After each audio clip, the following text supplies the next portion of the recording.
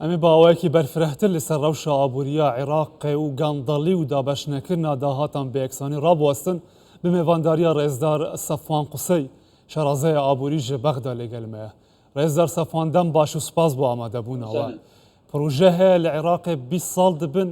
پەرە ژێرەتێ تەرخانکردن ئەساساً بەلکی پروژە نەبە یان بداوی نەبە پەرەیەکێ زەخم ژێرەتێدا تەرخانکردن.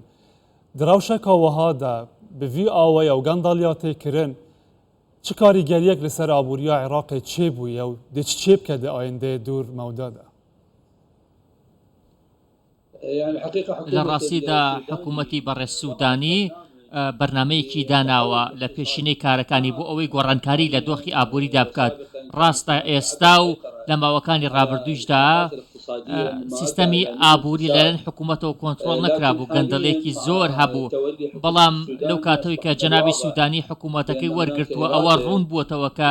جەنابیان و حکوومەتەکەی ویستێکی هەیە بۆ ئەوەی سەقامگیری لە بواری ئابووریدا بێنێتەکایەوە، هەروەها کۆمەڵێک ڕێکاریشی گرتووەتە بەر بۆ ئەوەی کە گەندەڵکاران ڕێگەیان لە بەردەمدا بچووک بێتەوە و نەتوانن بە ئاسانی گەندەڵی بکەن.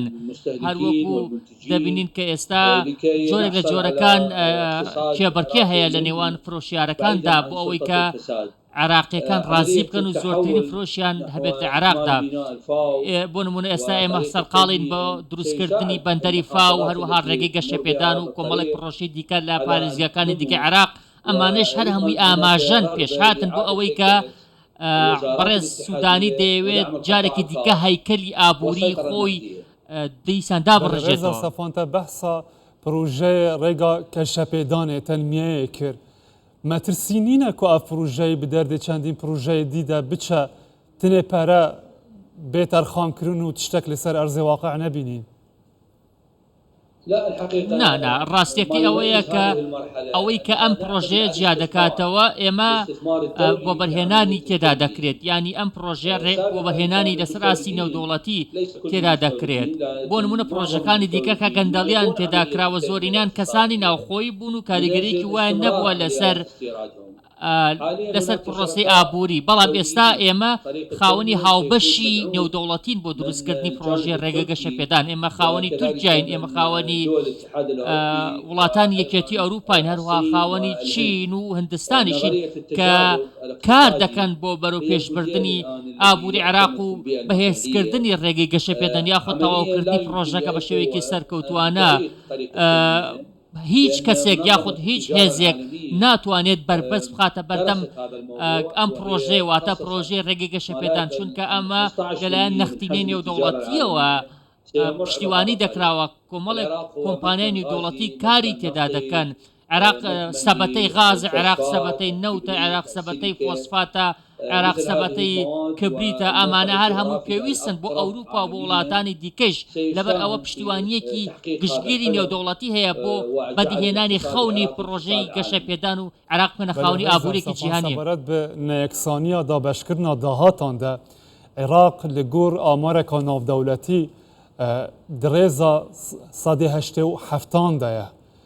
هون وێ چاوا دنرخینن دەمەکێدا داخواز هەیە ji بۆ موچەیان دابەشکردنا موچیان یەکسانیەک هەبەتن کو نەدادپەروەری تێدا هەیە.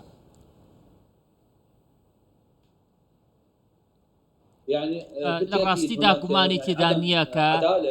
نادادپەروەری هەیە لە دابەشکردنی موچەی چین و فەرمانبەرە جیاوازەکاندا، ئەمە شاراوە نییە. ئێستا بەڕێز سوودانی هەڵسەنگاندن دەکات لەسەر بابەتی پێدانی موچە بە فەرمانبەران، هەروەها هەڵسەنگاندن دەکات بۆ ئەوەی کە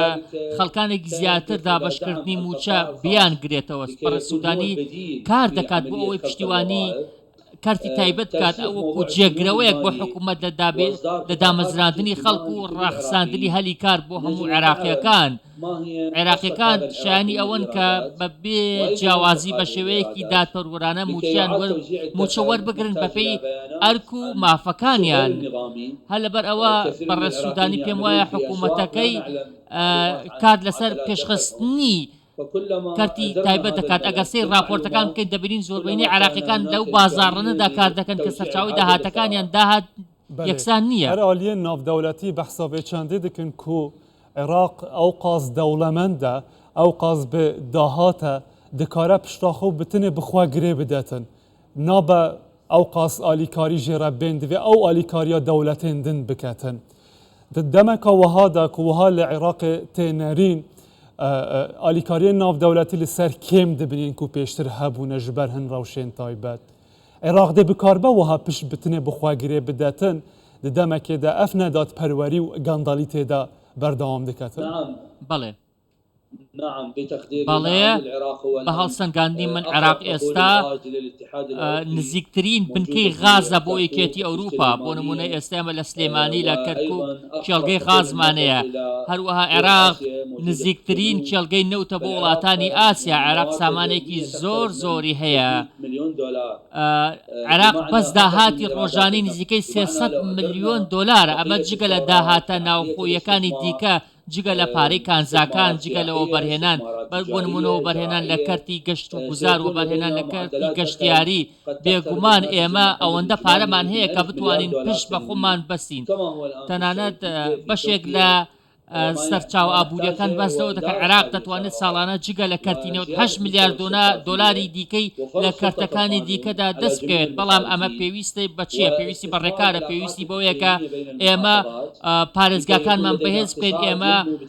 سنوور بۆ گەنداڵکاران دابنین ئێمە و بەرهێنان بکەین لە کەرتە جیاوازەکاندا ئێمە دەستی بەرژەوەندی تایبەت و کەسی لە ئابووری عێراقدا ببڕین عێراق پێویستی بەوەیە سەرنجی گەشتیاران عێراق پێویستی بەوەیە سەرنجی وەبەرهێنەرانی بیانی ڕابکێشێت بۆ ئابووریەکەی. باشە ڕێزدار سەفوان هون لە بەغدانە و ژنێزیک بە ڕەوشە عێراقی دشوپینن هیڤیەک هەیە کو عێراق دەربازی وێ قوناغێ ببە و قوناغەتە بەحەزکردی ئیدارەدانێکە دروستیە دارایی و کارگێری ڕۆبدەتن ڕاستیەکەی ئەوەیە کە جیهان پێویستی بە عێراقە هەر بۆیە کۆمەڵێکی زۆر کۆمپانیای جیاواز کۆمەڵێکی زۆر کۆمپانیا لە وڵاتانی جیاوازەوە هاتوونەتە عێراق و وەبەرهێنانی تێدا دەکەن چونکە وڵاتانی جیهان پێویستیان بە پێگەی عێراقە پێویستیان بە غازی عێراقە پێویستیان بە نەوتی عێراقە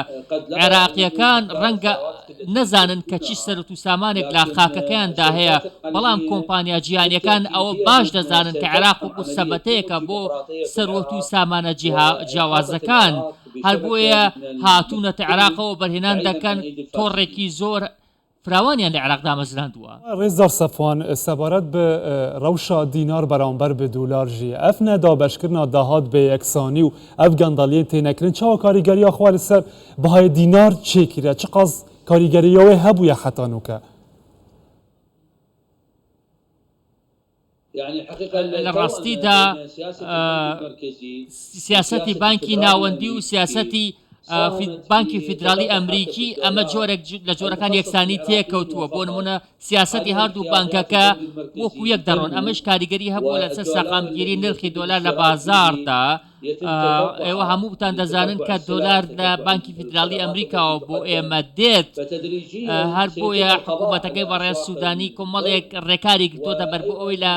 بازاردا بە قاچاغبردنی دۆلار کەم بێتەوە بەڕاستی بانکی ناوەندی دەیەوێت دینار بەهێز بکات لە بەرامبەر دۆلار تا دەیەوێت کە دینار بگەڕێتەوە بۆ ئاستی ڕاستەقینەی خۆی دەیەوێت کە بۆ نمونە پەنجەرە ڕەشەکان دابخات ئەو پەنجەرانەی کە دۆلار دەبەنە دەرەوە پێم وایە حکوومەت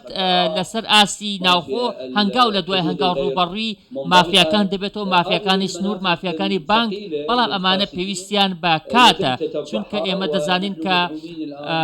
دەواازە سنووریەکان و پەنجەرەی بانکەکان ماوەیەکی زۆر بووبوونە پەنجەرەی ڕەش بۆ قاچاقبردنی دۆلار. ڕێزدار سەفوان قسەی شەرازەی ئابووری ژ بەغدا لەگەلمە بووی دەم باش.